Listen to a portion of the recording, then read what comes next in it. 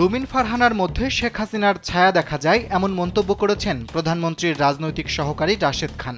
বৃহস্পতিবার নিজের verified Facebook প্রোফাইলে দেওয়া এক পোস্টে এই মন্তব্য করেন তিনি। রাশেদ খান লেখেন, চায়ের দোকানে লোকজন বলাবলি শুরু করেছে শেখ হাসিনা ও বর্তমানে কার্যক্রম নিষিদ্ধ আওয়ামী লীগের বয়ানে কথা বলছেন স্বতন্ত্র সংসদ সদস্য রুমিন ফারহানা। এমনকি সংসদে আওয়ামী লীগ তথা শেখ হাসিনার যোগ্য প্রতিনিধি হয়ে উঠেছেন তিনি। পোস্টে গণ অভ্যুত্থানের সময়কার বিভিন্ন ঘটনার প্রসঙ্গও টেনে আনেন রাশেদ খান। তিনি লেখেন, ১৯ জুলাই শহীদদের রক্ত মারিয়ে আওয়ামী লীগের মন্ত্রীদের সঙ্গে বৈঠকের পর দুষ্ট সমন্বয়কেরা মজা করে হাসনাত আব্দুল্লাহকে হাসিনার আব্দুল্লাহ নামে ডাকতে শুরু করেন।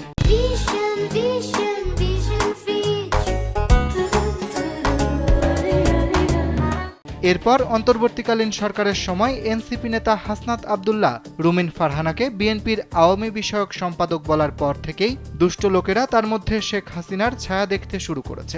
তবে এসব বক্তব্য নিজের নয় বলে দাবি করে রাশেদ খান লিখেছেন, এগুলো সব দুষ্ট লোকের কথা, কোনোটাই তার কথা নয়।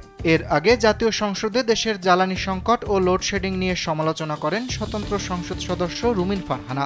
গ্যাস ও বিদ্যুতের পরিস্থিতি তুলে ধরে তিনি বলেন, টুকু আসে টুকু যায়, এই আসে এই যায়, কতক্ষণ থাকে তারা নাকি বুঝতে পারে না।